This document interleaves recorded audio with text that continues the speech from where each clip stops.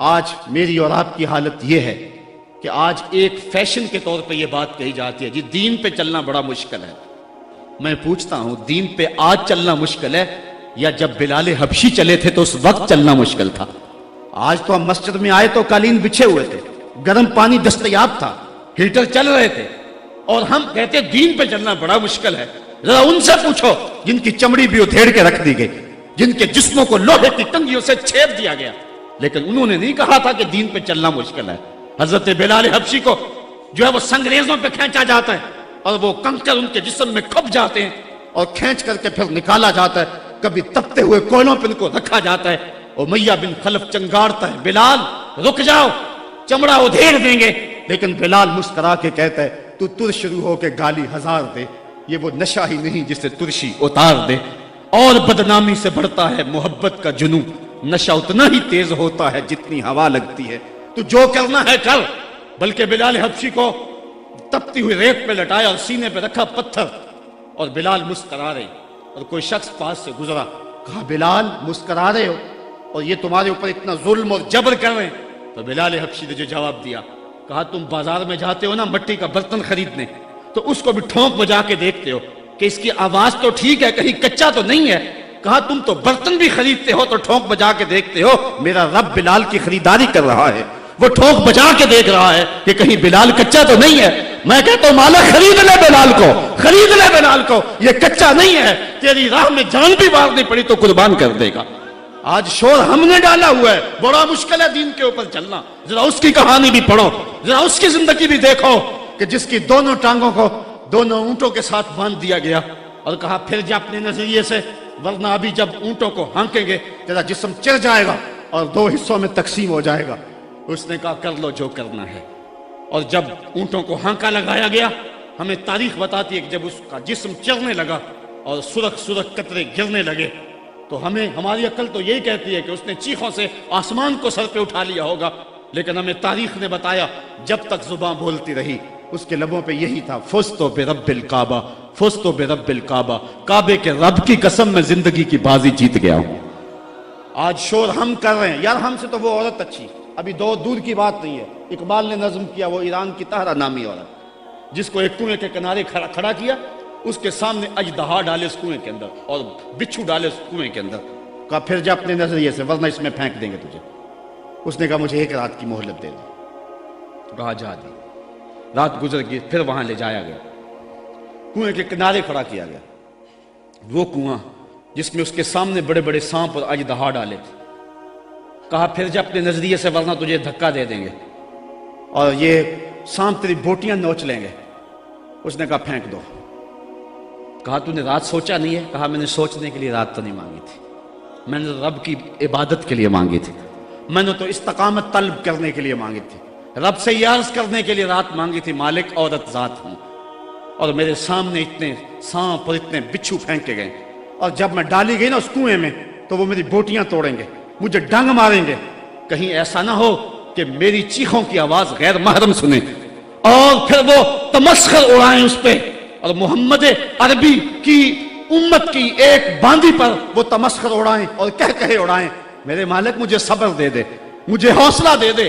اور میں نے رب سے یہ حوصلہ مانگ لیا ہے، اب پھینک دو، تم میری چیخ نہیں سنو گے. ہم میں سے تو وہ عورت اچھی تھی، اور آج ہم جو ہے وہ کہتے ہیں بڑا چلنا مشکل ہے دین پہ. ان کی چمڑیاں بھی ادھیڑ دی گئی. حضرت خباب بن ارت کے ساتھ کیا نہ ہوا، حضرت سمیہ کے ساتھ کیا نہ ہوا، حضرت زنیرہ کے ساتھ کیا نہ ہوا. پڑھیں تاریخ، عظیمتوں پہ مشتمل تمہاری تاریخ ہے. اور آج ہم کس جگہ پہ کھڑے ہیں، اور آج ہم دین کے لیے تھوڑی سی تکلیف بھی برداشت نہیں کرتے، بلکہ ہماری بے غیرتی کا حال تو یہ ہے کہ بیرون ملک جانے کے لیے لوگ اپنے آپ کو مرزائی نہیں لکھ رہے. مرزائی ختم نبوت کا باغی ہے، مرزائی گستاخ رسول ہے. ایک منٹ کے سینکڑویں سیکنڈ کے مطابق بھی جو ہے وہ اپنے آپ کو گستاخ رسول کو کہلوانا کیسے مومن گوارا کر سکتا ہے. آج کتنے لوگ ہیں جو مرزائی لکھ کے بیرون ملک چند ٹگوں کے لیے جو ہے وہ اپنا دین بیچ رہے ہیں. کہاں وہ لوگ اور کہاں یہ زمانہ. وَتَوَا سو بالصبر، دکھ آئے گھر میں چولہا نہ جلے کوئی بات نہیں ہے. ہمارے نبی کی یہ سنت بھی ہے، ایک ایک مہینہ گھر میں کبھی چولہا حضور کے نہیں جلا کرتا تھا. امام منذری نے لکھا ہے کہ حضور جب آئے نا حضرت سیدنا سلمان فارسی کے گھر کے اندر انہوں نے ایک دن حضور کو گزرتے ہوئے دیکھا، دعوت کی، تو جب حضور کے سامنے کھانا رکھا گیا تو آنکھیں اشک بار ہو گئی، اور پھر ایک روٹی لی اور چند بوٹیاں ایک خادم کے ہاتھ میں دیتے ہوئے کہا جاؤ ہمارے گھر دے آؤ، میری بیٹی فاطمہ کتنے دنوں سے بھوکی بیٹھی ہے، مال کے کونین ہیں گو پاس کچھ رکھتے نہیں، دو جہاں کی نعمتیں ہیں ان کے خالی ہاتھ میں۔ صاحبو میرا لہجہ تھوڑا سا آج بے ترتیب ہو گیا ہے، لیکن آج میں اور آپ دیکھیں کہ ہم کس جگہ پہ کھڑے ہیں۔ وَتَوَا سَوْ بِالصَّبْرِ، حق اور صبر کی وصیت، اس کو کبھی بھی نہ چھوڑیں۔ حضرت عمر فاروق رضی اللہ تعالیٰ عنہ کی جب سانس ٹوٹ رہی تھی، ایک انصاری آپ کا حال پوچھنے آیا اور اس کی شلوار ٹخنوں سے نیچے لٹک رہی تھی۔ اس نے کہا حضرت آپ کا کیا حال ہے؟ کہا اللہ کا شکر ہے میرا حال تو ٹھیک ہے، جوان تیرا حال ٹھیک نہیں ہے۔ اس نے کہا حضرت کیا ہوا؟ کہا یہ شلوار اوپر کر لے، یہ تہبند اوپر کر لے، ایک تو تیرے کپڑے ناپاک ہونے سے بچ جائیں گے، دوسرا تیرا رب بھی راضی ہو جائے گا۔ اور اس کے بعد آپ کی سانس ٹوٹ گئی اور دائی اجل کو لبیک کہہ گئے۔ تو وصیت کے عمل کو آج ہم نے چھوڑ دیا ہوا ہے، اور آج ہماری جو حالت ہے اور جس جگہ پہ ہم کھڑے ہیں اسی کشتی کو ہے خوف تلاطم صد حیف، منہ موڑ دیے تھے جس نے بڑھتے ہوئے طوفانوں کے۔ ہم ٹوٹتے تھے تو زمانہ ہمیں راستہ دیتا تھا، دنیا ہماری باج گزار تھی اور ہم کائنات کے حکمراں تھے، لیکن آج وہ لمحے، وہ اندلس کی کہانیاں اور وہ سسلی اور سکلیا کے اندر جو کچھ ہماری جو ہے وہ عظیمتوں کی کہانیاں تھیں، آج کہاں ہیں؟ آج کابل میں، کندھار میں، قلعہ جنگی میں، دشت لیلہ میں، تورا بورا میں، تکریت میں، موصل میں، بغداد میں، القدس میں، کشمیر میں، دریائے آمو کے دونوں کناروں پر اور ڈل جھیل کے اندر تیرتی ہوئی لاشیں آج کیا کہانی بتا رہی ہیں، اور ہم کس جگہ پہ کھڑے ہیں۔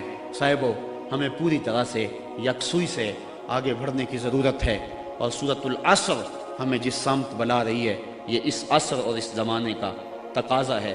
اللہ تعالیٰ میرے بے ترتیب جملوں کو اپنی بارگاہ میں قبول فرمائے، اور وہ رب ایسا فرماتا ہے اشہد بلال عند اللہ اشہد، بلال کی اشہد بھی اللہ کے ہاں اشہد ہے، تو اللہ تعالیٰ میری اشہد کو قبول کر لے اور میرے لفظوں کا درد دلوں میں اتار دے، اور اللہ امت کو کھویا ہوا مقام عطا فرما دے۔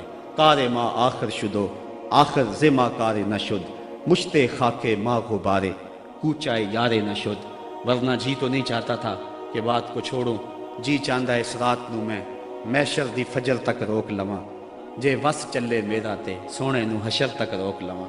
نہ نظر کرم دی چات مکے، نہ یہ بات مکے، نہ یہ رات مکے، مگر دل کے ارمان نہ پورے ہوئے تھے ابھی، یہ غضب ہو گیا کہ سحر ہو گئی۔ حضور نے فرمایا اللہ اس شخص کے چہرے کو تر و تازہ رکھے جس نے میرے سے کوئی حدیث سنی، پھر جیسے سنی اس کو ویسے آگے پہنچا دیا۔